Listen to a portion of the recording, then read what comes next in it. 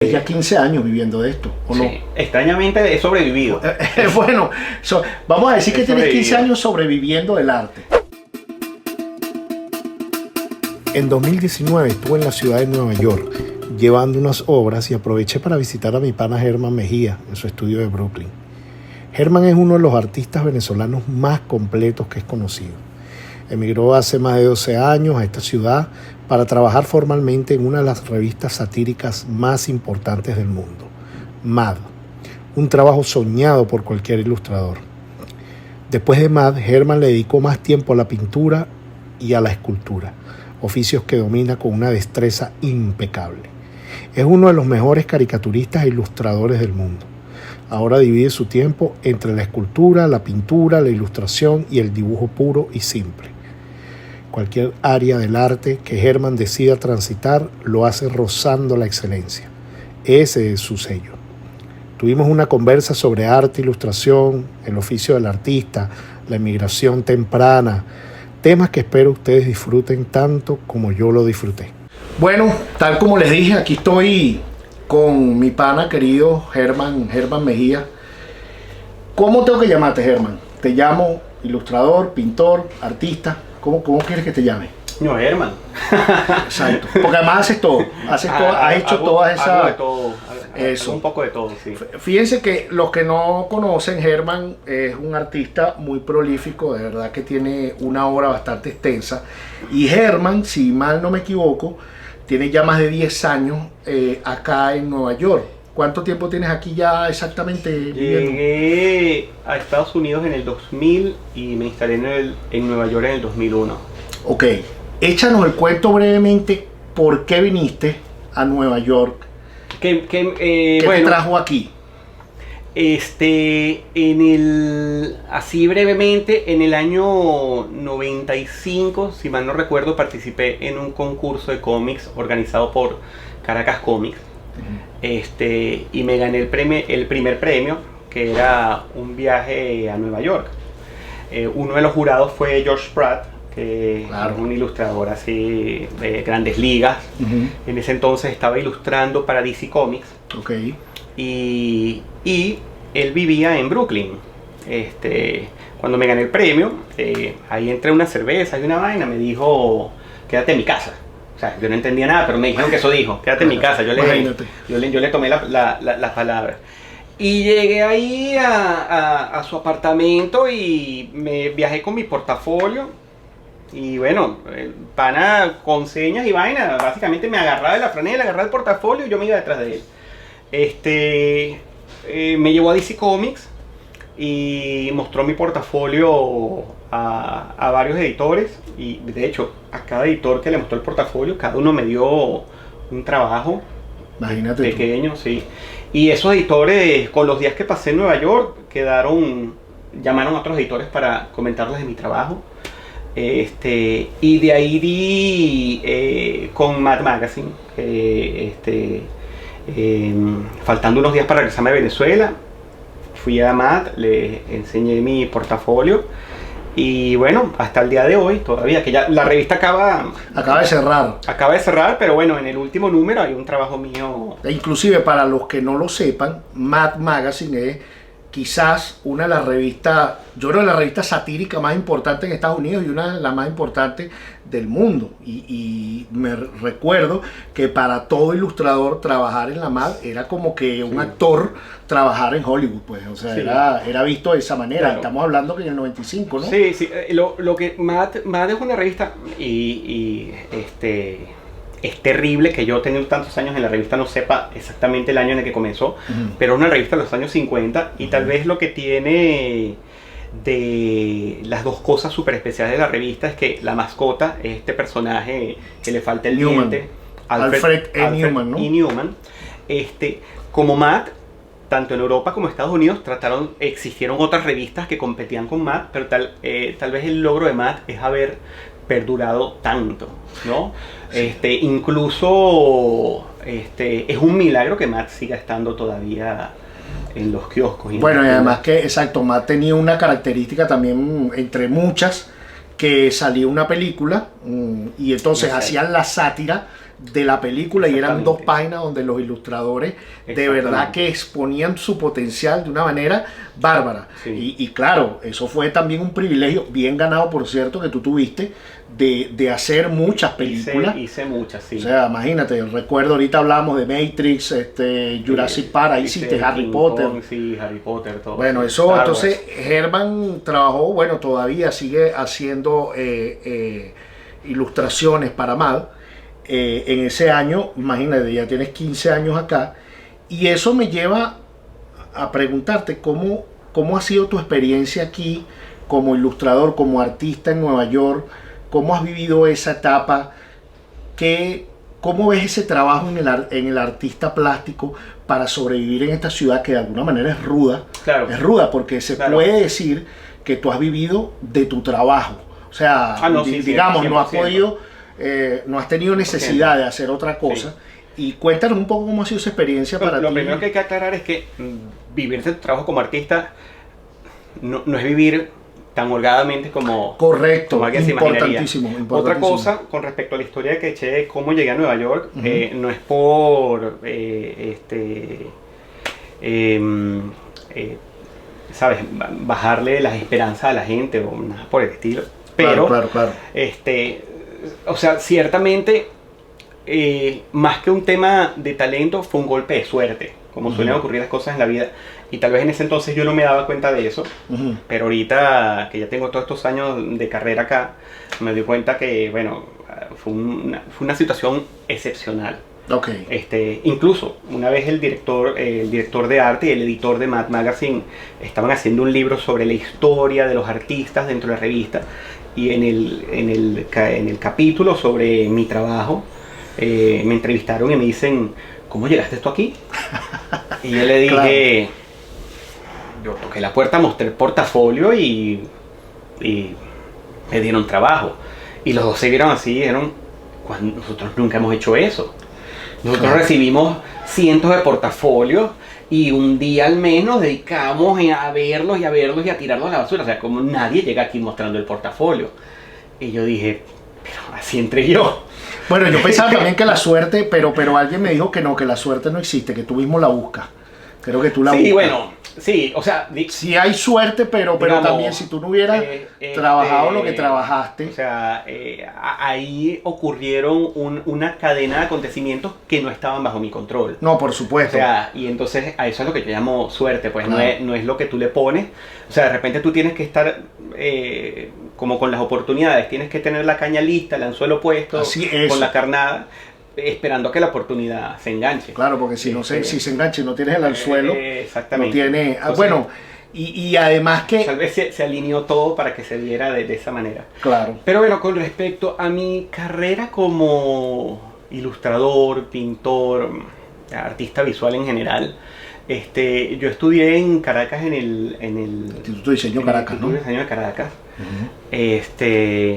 Y siempre me interesó, por sobre todas las cosas, la ilustración infantil, y me interesó mucho la ilustración para revistas de negocios y tecnología, un poco porque cada vez que revisaba en librerías o en bibliotecas o como fuera ese tipo de material, me parecía que tenían un contenido muy poético, muy asociado a las artes plásticas, claro. muy libre, ¿no? Desde mi concepción en ese entonces. Y en cambio, el cómics y el humor no me llamaba mucho la atención. Sí, eso es impresionante, ¿no? No me llamaba mucho la atención. Pero yo hacía caricaturas porque estando en bachillerato, en tercer año de bachillerato y cuarto año, mi papá quedó medio en la quiebra. Okay. Y en las navidades yo me iba con un amigo y un primo a Sabana Grande y poníamos un talantín y yo resolvía el regalo para toda la familia y bueno, y para tomarse una cerveza y esa vaina, Claro. lo resolvía haciendo caricaturas en Sabana Grande. Imagínate tú. Y ahí hice caricaturas hasta el cansancio. Entonces tenía un entrenamiento, o sea, me era fácil hacerla.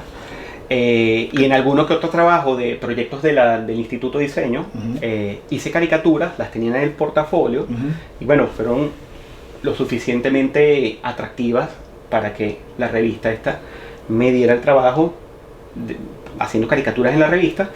Y después tenía un par de trabajos de cómics, que no era mi fuerte. A mí es terrible que diga esto, pero yo no consumo cómics, yo no leía cómics. No, pero es muy bueno que lo digas, porque además Herman tiene aquí en Nueva York, él hizo quizás uno de los cómics que yo he visto extraordinario, que es este antihéroe El Lobo, y Herman lo ilustró en su totalidad, pero es una obra de arte, ¿verdad?, lo que hizo con ese cómic. Y claro, la gente puede pensar, bueno, es que el pana hizo el cómic porque es un fanático de cómic y consume cómic. Fíjate, no necesariamente tienes que saberlo, no consumía. De hecho, tú me dijiste una vez que a ti no te llamaba mucho la atención eso. Tenía unas cosas que me llamaban la atención, pero una vez más porque me parece que estaba más ligado a algo más libre. O sea, me encantaba la revista, coleccionaba heavy metal y coleccionaba Simoc, la revista española. ¿Cómo no? Me parecía fabulosa. Uno de mis héroes era Richard Corben y Moebius. Sí, pero una vez más, no era la historia lo que me atraía. Me atraía te atraía el dibujo. Cada viñeta eran unas pinturas. Claro. Tenía una... sí, me fascinaba eso, ¿no? Ahora, cómics de superhéroes, nunca. O sea, no tengo ni una. Ciertamente Matt, sí, la coleccioné, y la coleccioné entre los 9 y los... Coleccionar es decir mucho, digamos. Cada vez que veía una, me le pegaba a mi mamá y a mi papá y hacía todo lo posible para que me regalaran una. Y de esas tendré unas 10, así, imagínate, que son mis tesoros en Venezuela. Claro. Y sí, de chiquito, cuando tenía la revista decía, esto es lo que yo quiero hacer, yo quiero trabajar acá. Cuando se presentó la oportunidad de entrevistarme en MAD, de que vieran mi trabajo, yo tenía años que no sabía nada de MAD, que no me interesaba, que no la leía, que no hacía nada, pero esa emoción de conectarme con una cosa que, no sé, era una oportunidad fabulosa, y bueno, la agarré. Además, no sé si alguna vez alguien vio el capítulo de Los Simpsons donde Bart visita a Matt. Que no recuerdo. Llega a la oficina y están los personajes volando por el cielo y la gente camina por el techo. Bueno, no era así, pero más o menos. Claro, pero es que imagínate, de pequeño querías trabajar ahí. La oficina de Matt era divertidísima. Claro. O sea, el director de arte, el editor, todos tenían una colección de juguetes. Todos estaban rodeados por juguetes, por chistes, por caricaturas, por ilustraciones, por pinturas. O sea, de mis héroes, o sea, todos. Ese era el punto más alto para un ilustrador, para un caricaturista, trabajar en la revista MAD. O sea, no había otro, porque inclusive, fíjate que desde afuera, muchos ilustradores, muchos que nos dedicamos a esto en Venezuela, veíamos de afuera y dijimos, wow, Herman llegó al punto, o sea, yo lo asociaba como esos actores, imagínate actores que hacen novelas a lo mejor en esa época venezolana, y de repente dicen, como ver ahorita a Edgar Ramírez, por ejemplo, que Edgar Ramírez está en Hollywood, que se está codeando con los más, así lo veíamos. Pero también me interesa ver esa parte, porque lo conectamos con el cómic del Lobo. Yo recuerdo que cuando trabajas mucho en MAD, después supe que habías ilustrado el cómic del Lobo, no lo conocíamos tanto. Al principio trabajaba tanto para MAD como para DC Comics. Y MAD era de DC en esa época también, ¿verdad? Todavía no la había comprado. DC y MAD, los dos eran un branch de Time Warner. Ah, correcto. Lo que pasó más adelante es que MAD pasó a ser un branch de DC. De DC. O sea, sí. Claro, y el tema del cómic, uno lo veía, o sea, nosotros lo veíamos como un trabajo idílico. O sea, que tú estabas en una playa ilustrando a Lobo, y era una maravilla, y entonces era como el trabajo que todo el mundo quería tener. Recuerdo que cuando nos conocimos después, ya las veces que yo veía en Nueva York, siempre nos tomábamos una cerveza, hablábamos y tal, y poco a poco Germán me fue contando cómo fue esa experiencia de ilustrar ese cómic de Lobo. Tan es así que no le quedó más ganas de ilustrar ningún cómic. Entonces échanos el cuento rapidito de cómo fue. Bueno, te enfermaste y todo, ¿no? Una de las cosas, cuando estudié en el Instituto de Diseño, que aprendí rápidamente, es que cada vez que tenía que hacer un cómics o ¿sabes? Un trabajo de viñetas donde tenía que repetir el mismo personaje, me entraba demasiada, o sea, era una desesperación, era como que yo no podía con eso. Claro. Es más, haciendo eso no me imaginaba el trabajo de un animador de Disney que tiene que... Claro, por supuesto, tienes que hacer 24 cuadros por, como no, el mismo por personaje. segundo. Sí, así sí, es, sí. así es. Pero Estás como saturado, pues. sí, súper saturado. Pero bueno, DC te contrata para hacer ese cómic. Conté que compraba las revistas Heavy Metal, y en Heavy Metal apareció de repente este ilustrador que nos volvió a todos locos, que se llama Simon Bisley. Uf, sí. Y Simon Bisley, a través de él, yo que no leía superhéroes, me enteré por un amigo que estaba ilustrando a este personaje que no tenía idea quién era, que es Lobo, y me compré los cómics solo para ver el arte de Simon Bisley, y la verdad me parecía lo máximo. Que tenía esa vara alta, porque superaba a Bisley era... Entonces llego a Nueva York y me presentan un editor y me dice, yo soy el que edita Lobo, y me gustaría saber si te interesaría hacer un graphic novel que estaba de moda en esa época, claro, que son básicamente estos cómics donde cada viñeta parecía como una pintura. Exacto. Si te interesa hacer uno de estos, y bueno, era como que, wow, o sea, yo ya me imaginaba sentado en un bar hablando con Simon Bisley, tomando una cerveza y compartiendo información de cómo, nada de eso pasó. Lo que me dieron fue un contrato que decía que tenía que terminar este libro en...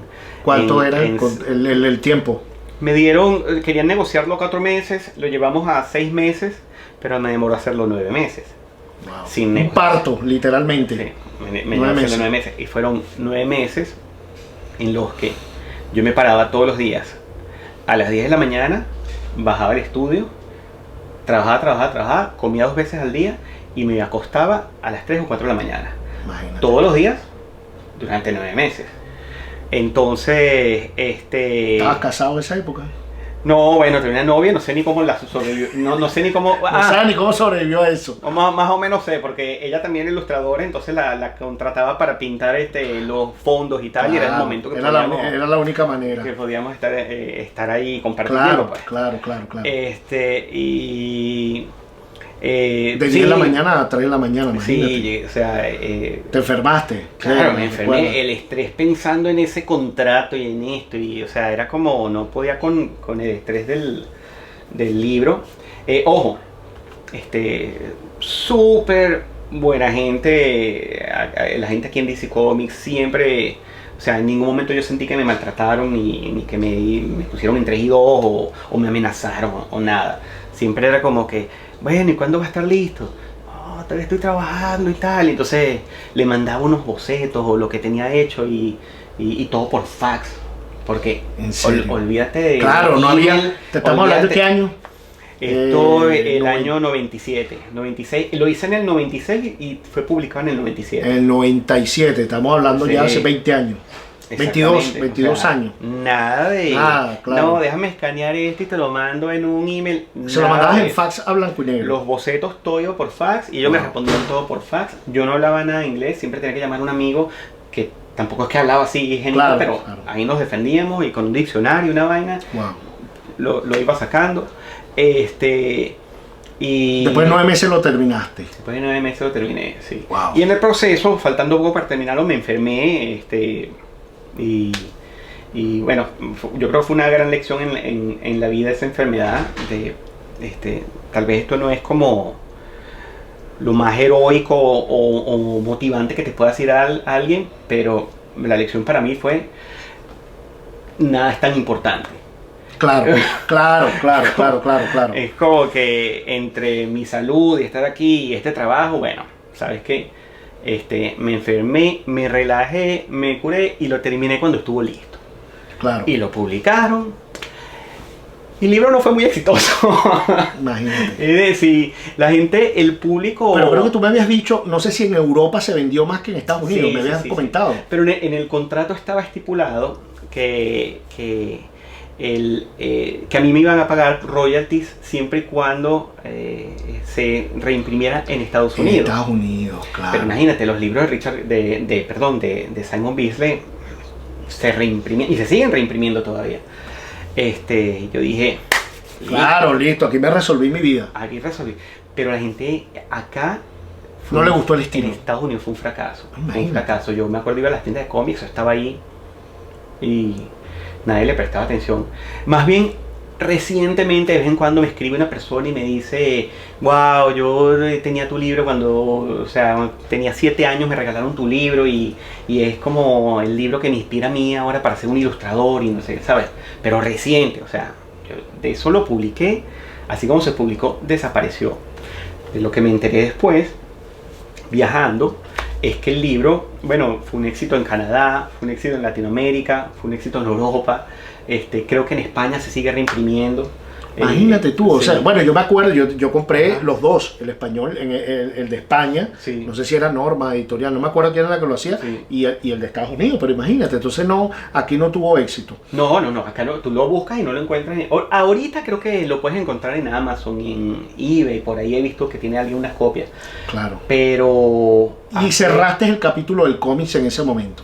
Dijiste, no ellos- más cómics. yo lo terminé de entregar y en la reunión con ellos me dijeron, ¿qué quieres hacer? Y le dije, no, yo no sé qué quiero hacer, sé exactamente lo que no quiero hacer. No quiero Y hacer... es cómics, no quiero hacer más cómics. Claro, hay que poner esto en En el contexto. el contexto. Claro. En el contexto, estaba trabajando con Matt, estaba haciendo portadas para otras revistas. Claro, estaba full de trabajo. Full de trabajo. Ujú. Y sabía que cómics no era el camino por el que me quería meter. Entonces seguiste con Mad. Seguí con Matt. Con Matt hice cómics, pero yo no los consideraba... tenía como un ingrediente distinto, o sea, porque no es esta cosa de la continuidad. Cada viñeta era una parodia, un chiste, una cosa. Entonces... Mad te mandaba el guión. Sí. Y tú ilustrabas Exactamente. en base, pero no te decían, por ejemplo, mira, aquí dice un chiste, por ejemplo, Harry Potter, con el Sí. malo de la película, tienes que dibujarlo así con el malo, o tú tenías cierta Pero libertad. te lo entregan como un guión de una película donde te dicen, en esta escena está este personaje hablando con y dice y esta persona dice esto. Entonces, obviamente tienes que entender el chiste, tienes que saber Claro, para claro. y alrededor de eso también puedes jugar, y si se te ocurren a ti cosas, se las agregas, pues. Claro, que pone... Hay una viñeta que hice de una de las películas de Star Wars, donde está Obi-Wan Kenobi estrellándose en una nave, le dispararon no sé qué cosa, y tiene a Arturito al lado, y Arturito le pegaron un tiro y se le salió la tapa, y adentro está, ¿cómo se llama? El actor que hacía de Arturito, pues, que se metía adentro. Sí, no recuerdo, pero sí, cómo no, que estaba... O sea, está el actor así asustado porque le quitaron la tapa a Arturito y bueno, eso no está, es que eso no, nadie lo escribió. Pues, Claro, entonces claro. Es como el actor que de repente hace una línea, el director dice, me encantó, déjala ahí. Esa cosa se la Más recuerdo que una que tú Claro. dibujaste, que hiciste a Chávez por ahí metido en una... En no una me acuerdo emisión- cuándo fue, en pero... una de Misión Imposible. Sí. Esa, que, Sí. que uno lo ve. Bueno, además que nosotros, todos los ilustradores, toda la gente estaba, seguíamos, vuelvo al ejemplo de como, bueno, el actor que está en Hollywood, vamos a seguir sus pasos, vamos a leer lo que está haciendo. Yo recuerdo que compraba la Mad y veía, decía, bueno, déjame ver si está Herman aquí. Y entonces, ok, ilustro a Herman. Entonces después la Claro. compraba y la coleccionaba. Pero luego sigues con Mad y recuerdo que una vez que nos vimos, no sé, hace 4 años, 5 años, sorpresivamente para mí o para los que te conocemos, pero me imagino que no para ti, me dijiste, quiero ponerme a pintar. Ya no quiero hacer tanto el tema de Mad, Claro. sino dedicarme más a la pintura. Claro. Porque tú también habías empezado, me habías dicho, Sí. que habías comenzado con el tema de la pintura. Sí. Y el tema de la ilustración vino después, Claro. como tal. Claro. Entonces, El tema de la ilustración para mí fue, en mi casa cuando cuando decía que quería estudiar artes o meterme en este tema, para mi papá era un escándalo porque ¿de qué vas a vivir? claro, Entonces, va a pasar trabajo, pues. estudiar ilustración fue una manera de calmar a mi papá, Claro. de decirle, mira, esto es una carrera que está asociada con la publicidad, que para el público venezolano, para el venezolano, la publicidad tiene una validez. Claro, y tienes un título ahí, pues. Exacto, entonces puedes decir, bueno, puedo trabajar en esto, puedo trabajar en la prensa, puedo trabajar en... Entonces para él era como que, ok, esto empieza a tener más sentido, ¿no? Y yo decía, bueno, y la verdad está bien, porque hoy me sigo divirtiendo con mi cosa, pero no por eso yo paré de pintar. O sea, yo siempre trabajé, una vez a la cuaresma me ponía a hacer un cuadro, o hacer un collage, o así, me ponía a dibujar, a hacer cosas sin mucha intención. Además, era más como un desahogo, ¿no? Claro. O sea, cuando estás ilustrando siempre estás trabajando un tema que otra persona creó. Y eso me lleva al punto que hablamos. Y va a una dirección. Esa diferencia, que lo hablábamos antes de empezar esta grabación, la diferencia entre ilustración, entre pintura, entre arte, porque alguien pudiera decir, por ejemplo, agarra una revista Mad y ve la interpretación que tú hiciste de Star Wars, que son 2 páginas, no puede decir, esto es una obra de arte. Otra gente puede decir que no. Yo creo que todo puede ser considerado, sí. Exacto. O sea, hay una diferencia porque la ilustración, ahorita que nosotros que somos artistas más o menos... En la ilustración puede ser muy libre, pero el espacio de libertad es más... Es más reducido. Sí, es una ventana y dentro de esa ventana tú puedes volar y hacer... O sea, tú ves... O sea, es un poco la genialidad de ver qué haces dentro de este espacio. Claro. Más bien el tema con respecto a la pintura, en mi caso, es cuando decidí asumirlo como algo serio, es para una parálisis total. Claro. ¿Pero qué hago? Claro. ¿Por dónde comienzo? Porque estabas acostumbrado, ya tenías varios años con la ilustración. Claro. Que es lo que tú dices, bueno, alguien me da, tienes que hacer algo de Star Wars, tienes que hacer estos personajes, hacer la caricatura, pero en la pintura tú tienes que empezar de cero tú, hacer todo, o sea, tu discurso. Sí. Bueno, además, esto es algo que aunque yo lo hacía, no tenía ningún tipo de... o sea, yo no fui a estudiar arte, yo no... ¿Tú nunca estudiaste pintura? No, tengo muchos amigos pintores y profesores míos de ilustración, trabajaban en universidades dando clases y te leías uno que otro libro y escuchabas comentarios, ibas a las galerías y te echabas una cerveza con esto, cerveza con el otro y la vida te va enseñando y te vas dando golpes y uno mismo comienza como... A entender el lenguaje, ¿no? Porque muy en el fondo las artes plásticas es un lenguaje. Claro. Entonces comienzas a entenderlo, a sentirte cómodo y a desarrollar tu obra y de repente cuando ves una pieza empieza a conectar con la otra y la otra con la otra y van haciendo un seguimiento y comienzan a tomar una coherencia.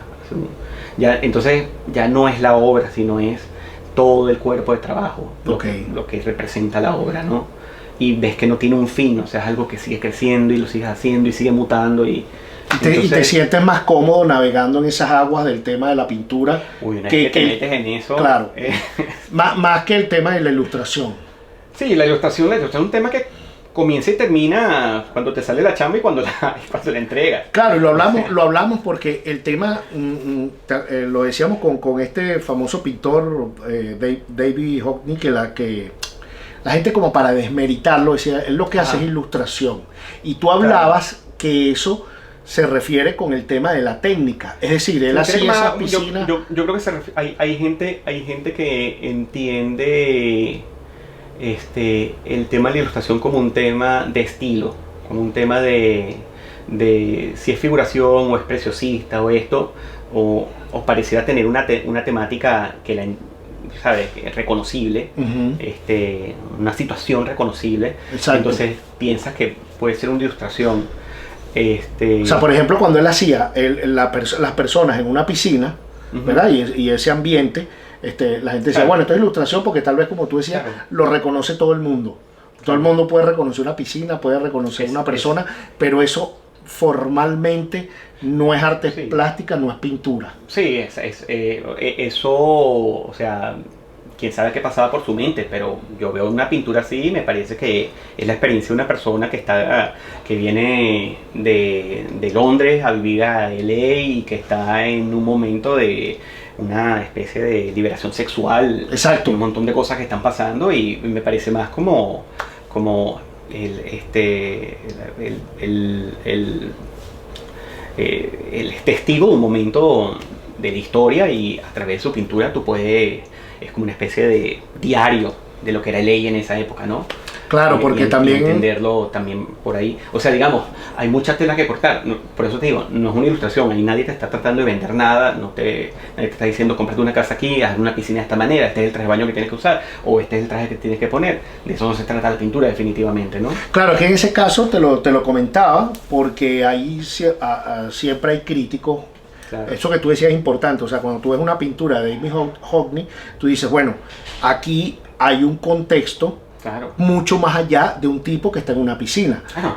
Tiene toda una historia, el tema de la liberación. Y que también, o sea, algo que tiene la pintura es que llegarla a entender, hay que no solamente hacer el recorrido por esa pintura, sino hacer el recorrido por todas las pinturas que el artista estaba haciendo en el momento, correcto, y lo que hizo antes y lo que se iba haciendo después. O sea, entonces todas esas cosas le dan el contexto al trabajo de la obra que tiene.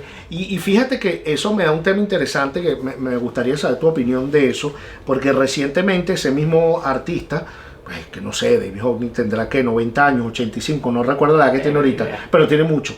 Y en una exhibición el año pasado que estuve en Nueva York, vi unas obras de él a gran formato pintadas en iPad.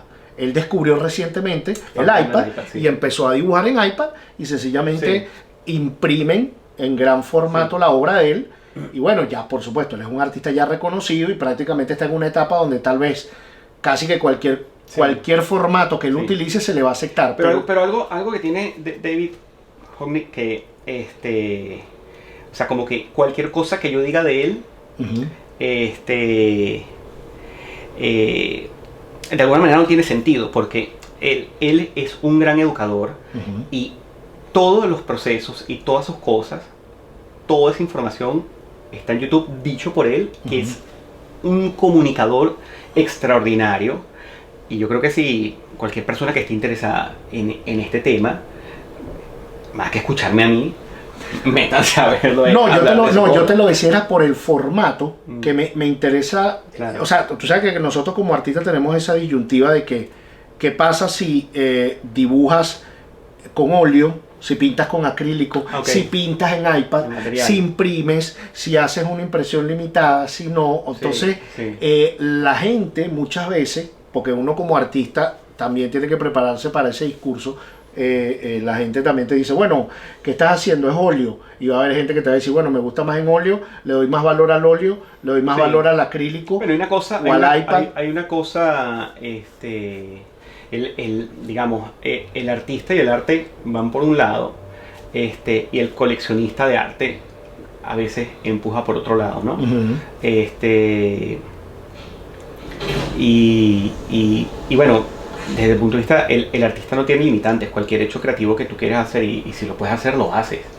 Claro. Y ya, o sea, limitarte por técnica, material Claro, pero pasa porque el artista, hay muchos artistas que te trabajan en digital. Pero sí he escuchado, por ejemplo, cuando, incluso dentro del mismo tema de la ilustración, que yo viví justo el momento en el que la ilustración solo se hacía a mano, en acuarela, óleo o acrílico, lo que tenga, pero era a mano, no era digital. Recuerdo haber tomado un taller con Mark Fredrickson, que es uno de los aerografistas. Sí, claro. Bueno, yo diría que es el mejor del mundo. Y que bueno, es un monstruo. Tomé un taller con él estando en el Instituto de Diseño de Caracas, y recuerdo que alguien le preguntó qué opinaba él de que se estaba rumorando que Photoshop había creado la herramienta del aerógrafo y que era tan buena como el aerógrafo mismo, claro, que si él pensaba hacer la transición, ¿no? Y recuerdo que él se paró ahí y dijo que eso era una locura, que jamás lo digital iba a poder superar la sensación de tener el aerógrafo en la mano y de usarlo, y el sonido del compresor y la precisión y mover el ángulo, que eso no lo ibas a conseguir de ninguna manera. Entonces cuento esto porque cuando el aerógrafo se inventó como una herramienta que fue adoptada inmediatamente por los ilustradores que trabajaban para la publicidad. Y una de las críticas que hacían los pintores era que con el aerógrafo tú no tenías contacto con el lienzo. Claro. que era una herramienta que te separaba del lienzo. Entonces, sí. que eso no tenía sentido No alguno. tenía sentido, claro. Y ahora ahorita, o sea, Mark y yo terminamos siendo colegas en MAD. Es más, Y hemos tenido oportunidades de tomar una cerveza, hablar y compartir. Y Mark tiene más de 10 años sin tocar un aerógrafo, imagínate. trabajando única y exclusivamente digital. Claro. Entonces, ¿qué saco yo de esto? Que El resultado. no tiene importancia. Sí. ¿Quieres?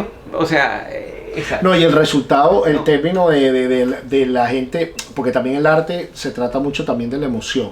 O sea, Claro. es decir, yo veo una obra tuya, a lo mejor, o veo una obra de otro artista y me emociona, Claro. y puedo decir, o sea, cómo estuvo hecha, eso pasa a segundo plano.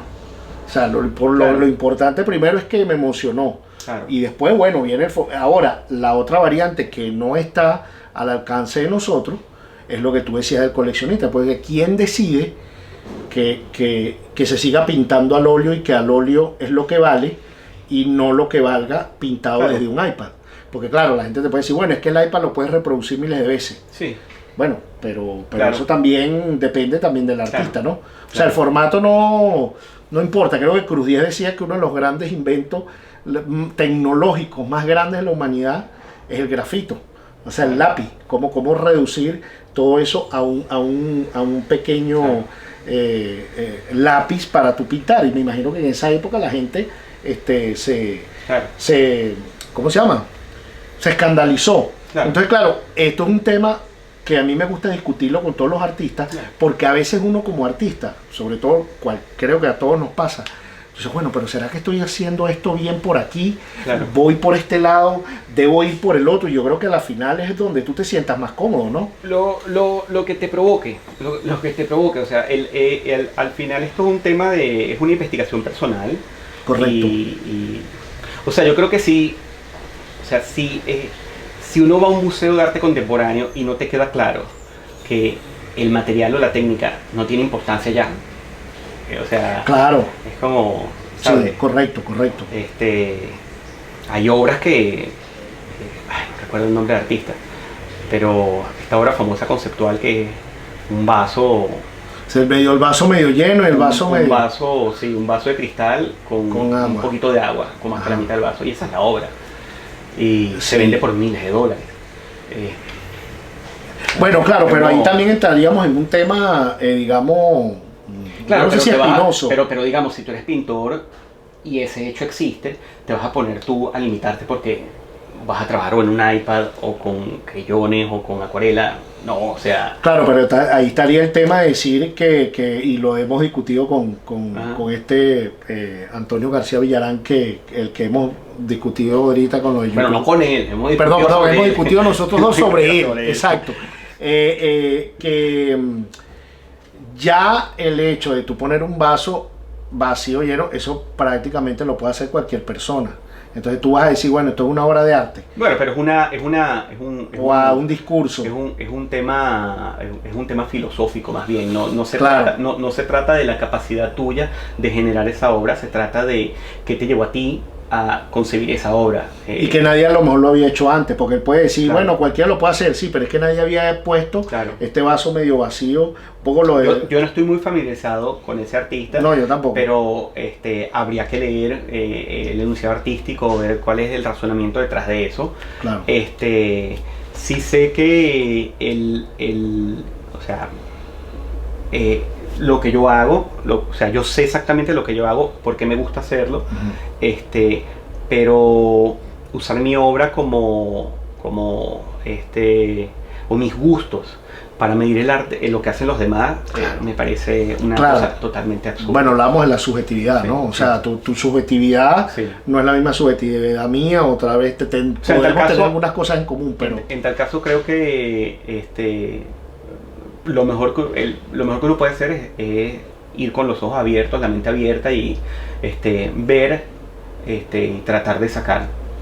Claro, el provecho. Fíjate, Germán, una cosa que me llama la atención y que quiero que tú lo compartas, porque tú vives del arte, dime, no sé, una o dos o tres premisas que tú crees que debe tener un artista para vivir de su oficio?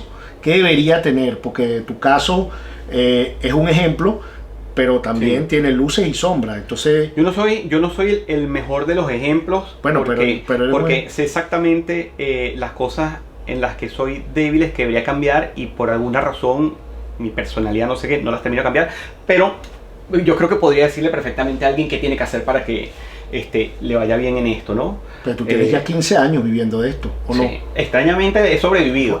Bueno, vamos a decir que He tienes 15 sobrevivido. años sobreviviendo del arte. He Pero sobrevivido. entonces, ¿qué es necesario para sobrevivir del arte? Porque Yo creo que esa es la que palabra. lo promoverse.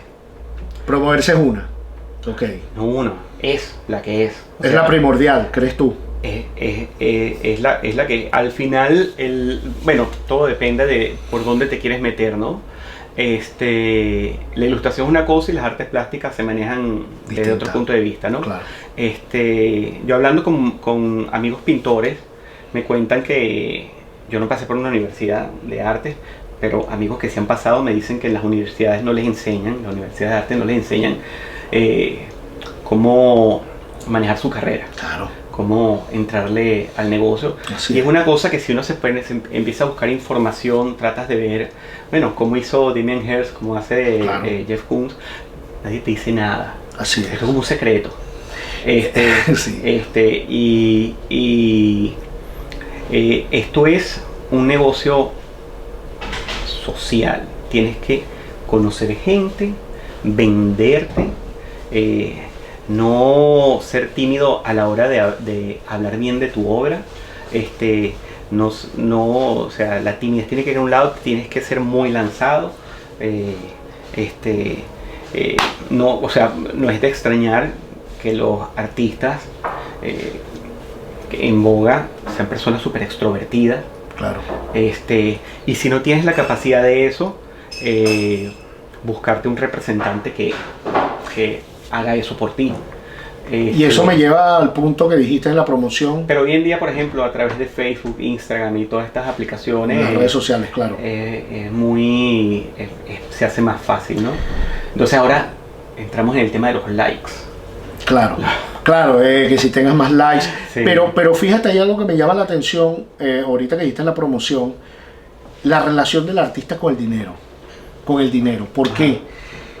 Porque está esa historia, que no sé si ha sido no sé si llamarla maldición o algo, el tema Van Gogh, ¿no? O sea, que mucha gente piensa que tú para ser un artista exitoso tienes que ser, digamos, alcohólico, bohemio, no puedes tener interés de alguna manera por el dinero y que cuando te mueras tu obra van a empezar a valer dinero. Entonces ese es como digamos, lo más común. Y a veces uno como artista, cuando la persona te dice, bueno, y tú vas a cobrar X cantidad por esto que a ti te sale tan bien. Sí. Entonces uno mismo como artista, hasta se cree el cuento y dice, oye, pero Sí. de verdad que eso a mí que me sale también. Entonces esa relación del artista con el dinero, para mí, creo que es prescindible también, creo que es otro elemento que tienes que tener. Lo que pasa es que las artes se manejan, el tema de los precios, el arte se maneja en varias aguas. Ujú. O sea, uno de ellos es el arte puede ser un objeto que se puede revalorizar tanto como el oro. Correcto, correcto. Como, o Sí. sea, si, Eso escapa de ti, del artista. si tú te paseas por Christie's o Sotheby's, Claro, te claro, puedes claro. Es otra perfectamente encontrar con una fotocopia Xerox, fotocopia, no algo tocado ni marcado, una fotocopia de Basquiat que se está vendiendo por $700,000. Claro. Y es una fotocopia. O sea, Exacto. eso no tiene, eso es, Sí, el pana apretó el botón, la sacó y Listo. eso es lo que se está subastando.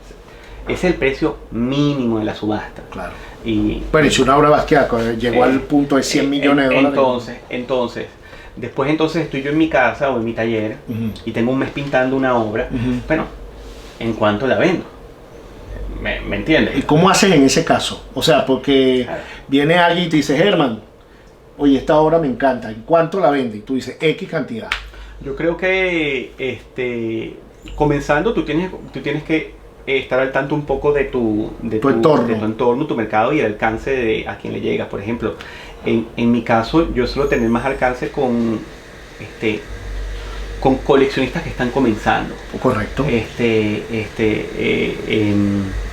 Entonces, tú no puedes valorar una obra por un precio que pase lo que gana el coleccionista Por supuesto. en su mensualidad. Claro, o sea, no le puedes de acuerdo. entonces, por ahí vas manejando precios y siempre va a haber, en algún momento te vas a encontrar con alguien que se va a enamorar profundamente de tu trabajo y que va a estar dispuesto a pagar lo que ese trabajo vale. Quiere decir que si yo hice un trabajo que me generó un par de semanas y es un trabajo del cual yo estoy enamorado diciendo que me está dando más para seguir creando, es como ¿qué tanto dinero aceptaría yo para dejarlo ir? ¿Me entiendes? Claro, claro. Puedes recibir cuánto? dinero, pero ya la obra se fue. Sí, a veces en el pasado tú estás enamorado de una obra, la dejabas ir por una cantidad de dinero y después de tomarte una cerveza, irte a cenar con unos panas y comprarte un pantalón, Te gastaste ya. y te quedaste sin Y la te obra. quedaste sin la obra. Correcto. Exacto, entonces, ¿por cuánto la dejarías ir? Bueno, tienes que ser honesto en eso Ujú. y ponerle un precio. O sea, tomas en cuenta eso, tomas en cuenta el público que tienes y también conozco artistas que regalan la obra porque están desesperados porque la obra salga, por venderla, a mí eso me parece también un error. En tal caso tú lo que puedes hacer es crear un balance, generar obra que tiene un precio correcto, pero paralelamente generar tal vez otro tipo de obras que son más fáciles de vender, de que salgan, hacer series de prints, o dibujos o obra pequeña que puede salir por un precio más bajo y que tú sabes que la gente las compraría, ¿no? Claro, que y eso me lleva al punto que lo decía un amigo, que mira, si no estás vendiendo tu obra, porque puede ser que la gente no tiene el dinero, Sí. es preferible que hagas Uber, es preferible que hagas otra cosa para pagar el alquiler. Bueno, esa es la otra. Pero no regales el trabajo, Claro. porque el error a veces que cometen los artistas es que dices, bueno, mi obra vale, por decir una cantidad, 100. Pues vamos a ponerlo así, 100. Entonces la persona dice, cónchale, pero es que 100 y tal. Entonces tú dices, bueno, el tipo te dice, si te doy 30, entonces tú dices, bueno, es que tengo que pagar el alquiler. Bueno, sí, la dejo en 30, llévatela. Claro. Ya quedas como un artista que de alguna manera tú mismo no valoras tu trabajo. Sí. Entonces ya es muy peligroso. Yo comento mucho ese ejemplo de los que hacen caricaturas en la calle, que la hacen en 5 minutos, que me parece un trabajo extraordinario, muchos de ellos. Sí, sí. Y tú dices, esto es un talento que también lleva estudio para hacerlo, y regalan el trabajo. Entonces lo regalan de alguna forma, y yo no sé si en la percepción entonces la gente dice, bueno, es que hacer este tipo de trabajo, esto es lo que vale, Bueno, no vale más. Son estrategias económicas. Es como ponerse a discutir quién tiene una mejor estrategia, o el Fortín o Pepe Ganga. ¿Me Claro, entiendes? claro, O claro. sea, en uno vendes baratos pero vendes más. En el otro vendes un poco más caro pero vendes menos. Entonces, al final, estas son... Bueno, de repente tú puedes decir, si yo quiero vender más, puedo poner mi obra, tumbo el precio y vendo O más. sea, no hay una regla tan clara. Porque Claro. aquí viene la otra parte. Por ejemplo, si comienzas a escalar, empiezas a tener representantes, una galería que te represente, o un buen representante que empieza a moverte en otro estrato de coleccionistas. Correcto. Ahí te va a pasar todo lo contrario. Que llegas y dices, bueno, esta obra la estoy vendiendo en $10,000. Y llega el coleccionista, la ve y dice, esto debe ser una mierda porque es muy barata. Claro. O sea, una obra, o sea, yo, De $10,000, para mí una sí, obra claro. que me la ofrezca este precio, esa obra no tiene sentido. Claro. O sea, si fui a Christie y me acabo de comprar una obra por $500,000, esto no vale nada.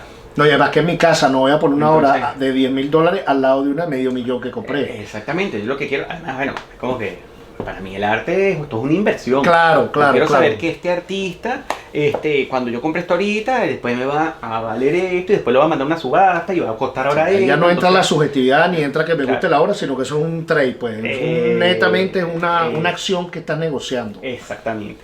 Claro. No, pero esos términos, y en cuanto el término, habíamos hablado de promoción, habíamos hablado del dinero, y también me parece que una de las características es la disciplina y la constancia, ¿no? Sí. Creo yo que tienes que tener como artista más en este trabajo. Sí. Para nosotros es más difícil, aquí estamos en el estudio de Germán, pero tú tienes que ponerte tu horario de trabajo. Sí. Tu día a día es así, ¿verdad? Dejas a tu chamo en la escuela, vienes para acá a trabajar. Exacto. Y te tomas una hora específica. Voy a trabajar de tal hora a tal hora y después me voy para mi casa, o por lo general no. Bueno, como yo todavía mato tigres como ilustrador, a veces tengo que ir a trabajar a hacer ilustraciones, a veces regreso para acá y pinto, a veces me toca buscar, o sea, es una cosa muy desordenada, pero para mí, eso no es, no sé para los demás, pero para mí hacer arte es como una manía, es algo que no, yo estoy en la calle, estoy todo el tiempo pensando, ok, cuando llegue al estudio, esto voy a hacer acá, y voy a tratar de terminar esto que tengo, ¿sabes? Entonces voy todo el tiempo, yo vivo al lado de mi taller y estoy todo el tiempo corriendo, entrando al taller. A veces vengo a las 12 de la noche y me quedo hasta las 4 de la mañana. ¿En serio? Al día siguiente llevo a mi hijo a las 7 al colegio, regreso a la casa, duermo un par de horas más, me regreso al taller, después lo busco. Es una cosa, pero siempre es como estoy magnetizado al taller. O sea, claro. De alguna u otra manera termino todos los días, paso por el taller y trabajo por lo menos 3 o 4 horas en el taller. ¿Y cómo llevas esa vida de complementar lo que es el artista, lo que es el ilustrador, lo que es el padre, lo que es el esposo, claro, lo que es el que tiene que promocionar su trabajo, claro, el gerente, el que cobra, el que tiene que abrir una cuenta en el banco, o sea, ¿cómo complementas todos esos elementos? Coño, la manera de llevar eso es no pensar en eso. Sí, ¿verdad? Sencillamente, no, claro, es loco. Claro. O sea, es como que si hay que hacer algo, se hace, pero no lo sufres. Dice, bueno, tengo que esperar ahorita porque tengo que pagar esta cuenta, tengo que hacer el otro, vas y lo haces, pero no le pongo mucho cerebro a eso porque si no me deprimo. Sí, bueno, además que tú no eras, por supuesto uno no es el mismo cuando pintabas 20 años, claro, que tenías 30 años, ahora si tienes 50, claro, tienes otras cosas, o sea, tienes otros elementos en tu entorno que van a afectar de manera positiva o negativa tu pintura. O sea, este pana que está pintando esto es un pana que tiene un chamo, tiene una esposa, tiene que pagar las cuentas, entonces ahí hay algo reflejado, claro, que no es el mismo que aquel pana de 30 años que era, digamos... Pero además esto es una profesión, el tema del arte para mí ha sido una profesión,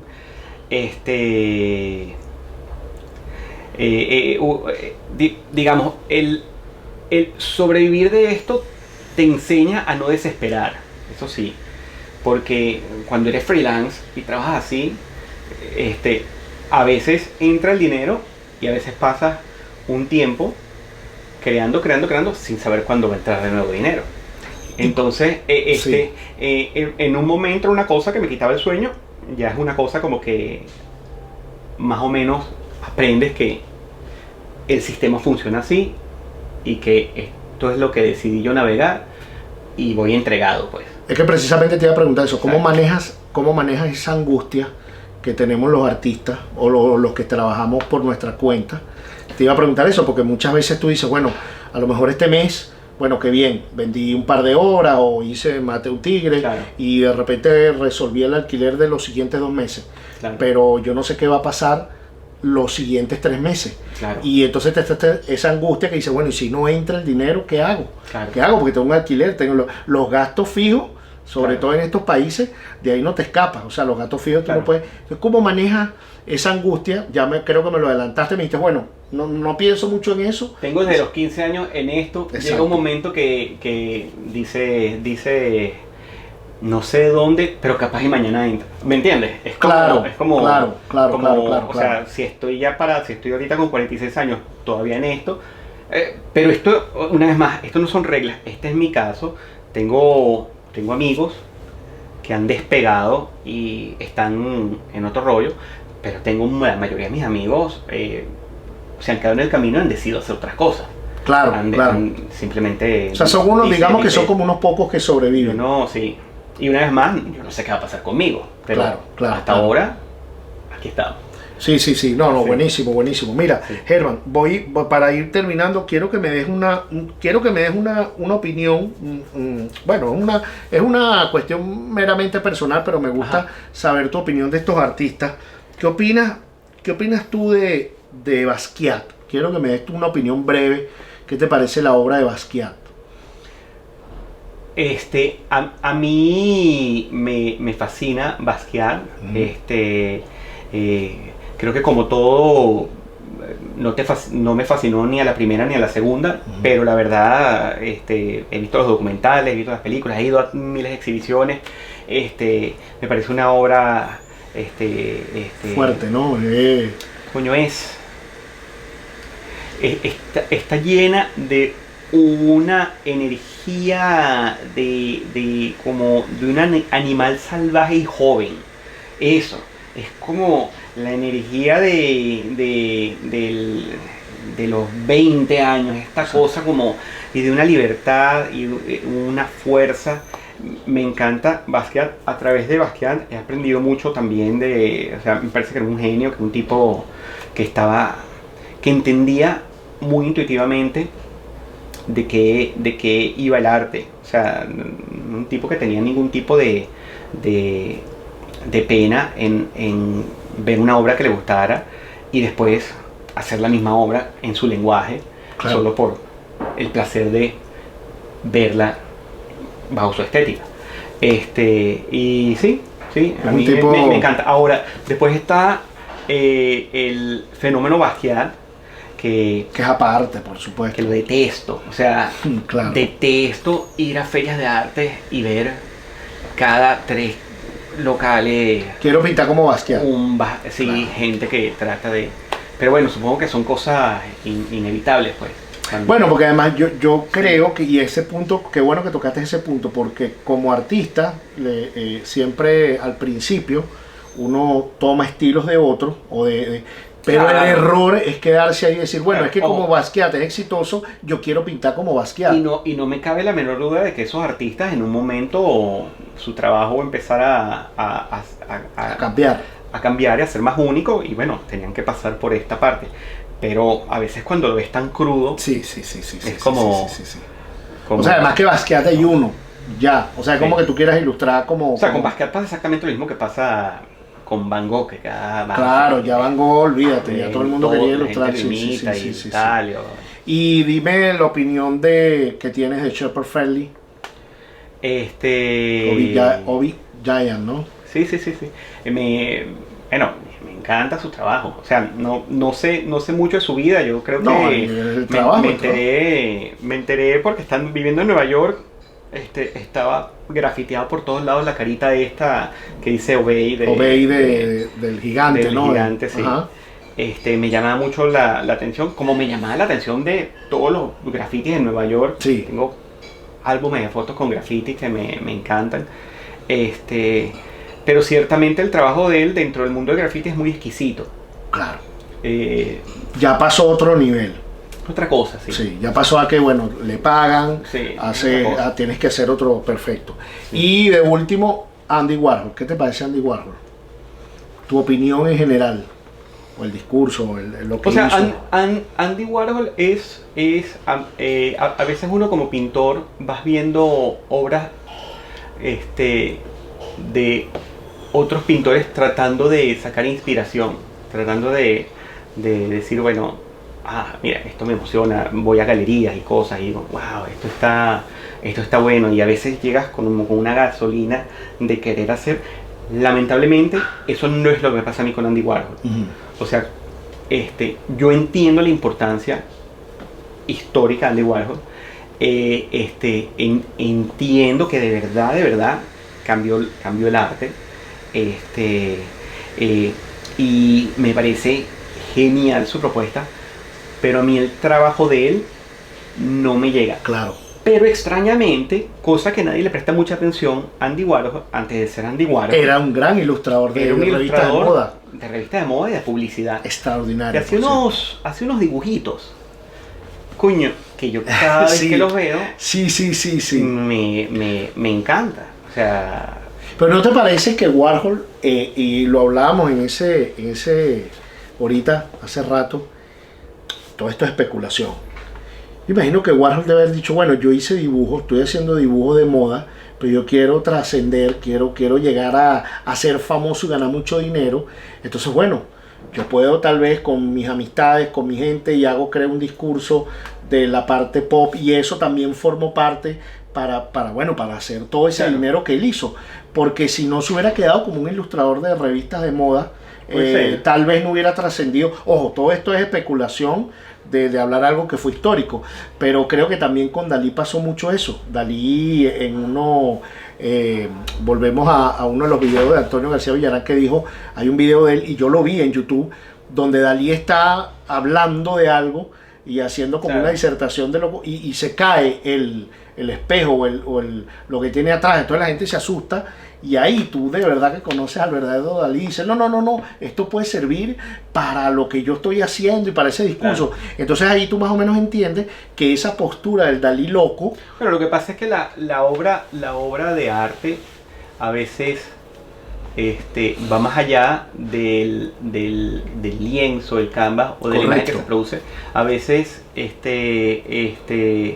el artista, él es la obra de arte también. Correcto. O sea, la importancia de el selfie para Warhol, por ejemplo, de tomarse, igual que para Frida Kahlo, tomarse fotos, hacerse muchos selfies. Claro.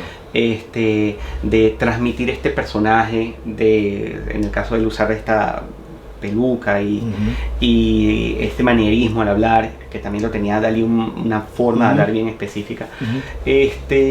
Digamos, yo veo eso como parte de la obra. Claro, ¿tú te imaginas a Warhol ahorita con Instagram? O a Picasso con Instagram. Estarían locos. Bueno, son los... ¿Cuántos likes tuviera Picasso ahorita? Son los precursores de todo eso. Claro. Sí. O sea, pero por eso, volviendo al principio, cuando me decías, bueno, o sea, como que qué consejo le daría a la gente. Los grandes maestros te lo muestran. Promoción y promoción. Claro. O sea, O sea, tienes que quitarte también ese tema, porque es que uno como artista a veces tiene mucho eso. Hablamos de que, bueno, yo soy artista, no debo, eso de promocionarse no va conmigo como artista, eso de manejar dinero no va conmigo como artista, esto de tener un horario de trabajo no va conmigo como artista, porque la percepción que tiene mucha gente, inclusive los mismos artistas, es que este trabajo es un trabajo bohemio, que este es un trabajo relajado y libre, y que lo demás viene solo, que tú no tienes que tener disciplina, no tienes que tener constancia, no puedes cobrar, no puedes, entonces llega el momento que la gente dice, bueno, pero ¿por qué no estoy viviendo de esto? Hace unos 3 años me invitaron a un colegio, a un bachillerato acá en Nueva York, para mostrarle todo el trabajo que había hecho para DC Comics y Man a los muchachos, ¿no? Que estaban como por graduarse. Y nada, me llevaron a un teatro, puse unas diapositivas y le iba mostrando y le iba hablando del trabajo. Y en el público había un muchacho, chalequeador, pues como uno, de chamo, chalequeador, que cada vez que mostraba algo decía, ¿y cuánto te pagaron por esa? Y yo decía, bueno, la revista paga por esto tanto. Inmediatamente gritaba el mismo muchacho, todo por dinero. Entonces yo pasaba otra hora, ¿y esa por cuánto pagaron por esa? Tanto. Todo por dinero. Entonces, coño, y me empezó a dar como una... Y llegó un momento que me quedé así y le dije, ¿quién es que hace esta pregunta? Y levanta la mano y yo le digo, o sea, muy en el fondo, la vida, o sea, tú quieres que vaya por acá, pero no funciona de esa manera. Porque cuando sales de casa de tu papá y tu mamá, y te casas y tienes un hijo y haces todo eso, o sea, no importa lo que pase, todos tenemos que pagar la cuenta, todos tenemos que comprar comida, todos tenemos que comprar ropa, todos tenemos que pasar por este poco de cosas, y todas esas transacciones las vas a tener que hacer con dinero. Correcto. Entonces, o te enteras ya de la importancia de esto, sin complejos. Eso. ¿Sabes? Y tengas pena. Trabaja, disfruta lo que haces, pero bueno, o sea, ten en cuenta la razón también, o sea, detrás de esto tienes que generar dinero, tienes que generar Claro, income. pero claro, ese es el problema, que los artistas, yo creo que si nos quitamos ese complejo con el dinero, creo que vamos a avanzar mucho. Pero yo creo también que mucho de ese complejo es una, o sea, la idea del complejo, al igual que la idea del artista que muere de hambre y su obra se hace millonaria después que murió, yo creo que esos dos conceptos, no sé qué tan reales sean. O sea, en mi experiencia personal, No, claro que no lo es. Todos los pintores que conozco, todos están pendientes de vender su obra, de promocionarse. Claro. Y No, es que te lo digo porque muchos artistas les entra eso, entonces claro, ellos creen que no, y entonces a veces te preguntan y dicen, no, pero es que tú tienes, entonces se sorprenden y te dicen, pero es que tú cobras, pero es que tú tienes un horario, pero es que, sí, pero es que si no, ¿cómo vives de esto? Claro.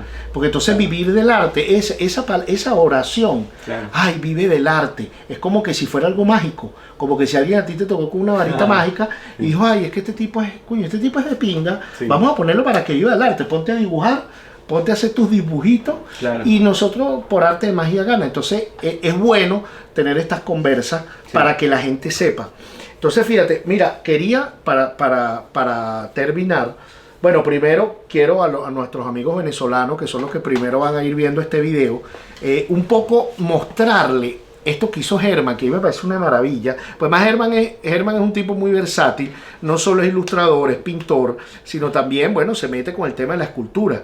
Y hace un tiempo hizo unos personajes, miren esta maravilla. O sea, me imagino que ustedes conocen a este señor que está acá, ¿no? Voy a poner otro, que bueno, seguro mucho a ustedes no les va a gustar, pero bueno, por favor, vean el tema artístico, no vean el tema de la persona. Estos son Bubblehead, ¿verdad, Germán? Como Bubblehead, que tú hiciste ¿hace cuánto? Bueno, esto lo hice para un restaurante aquí en Nueva York, que el concepto como tal era hacer como estos restaurantes de carretera en Venezuela, que estas areperas que tenían a veces, te contaba hace un ratito, tenían el salón presidencial, ¿no? Claro, entonces claro. Era exactamente la misma vaina. Así es. Pero la diferencia es que tenía aire acondicionado. Exacto. Entonces, tenía aire acondicionado ese cuarto y normalmente lo rodeaban de unos óleos espantosos, o sea, pintados, quién sabe, por el pintor del pueblo, con todos los presidentes de Venezuela. Claro. Entonces, a este pana mío de la arepera, a los 12 nos ocurrió esta idea de por qué no hacer unos bobbleheads de todos los presidentes de Venezuela. Correcto.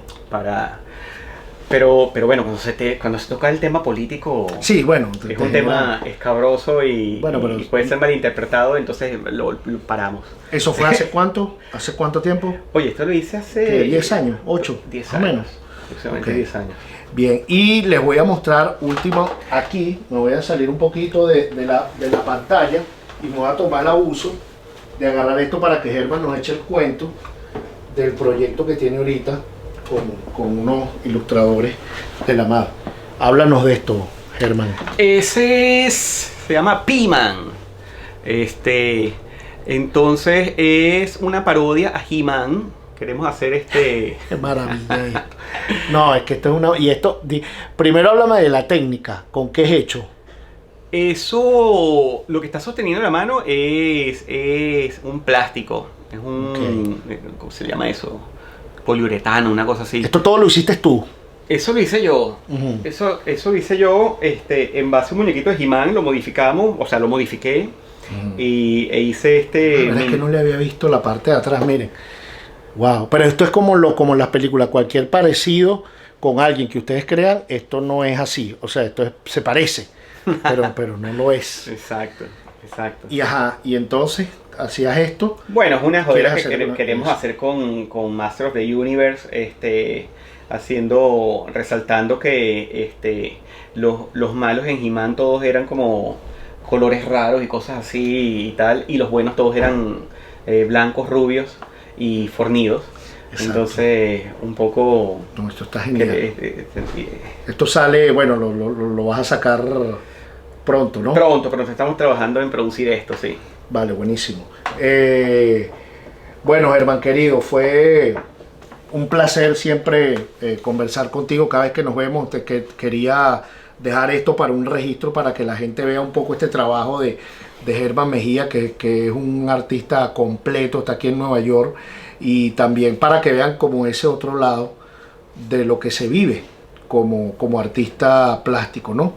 Y bueno, gracias por darme este tiempo. Placer. Y bueno, aquí abajo lo voy a poner, aunque les digo, yo siempre le echo broma, él no está mucho con lo de las redes a veces, pero aquí abajo le voy a poner el tema de su Instagram para que lo sigan por sus redes, sobre todo el Instagram, ¿no? Es el que más utilizas ahorita, Germán. Instagram es lo que más utilizo, sí. Ok, vale, entonces bueno, nada, ahí seguimos en contacto y espero que hayan disfrutado este video. Si les gusta, voy a decir como todos los youtubers, si les gusta, denle likes, suscríbanse, hagan ahí el botoncito de likes para ver si hacemos más contenido con este tema del arte, ¿ok? Así que bueno, ahí vamos.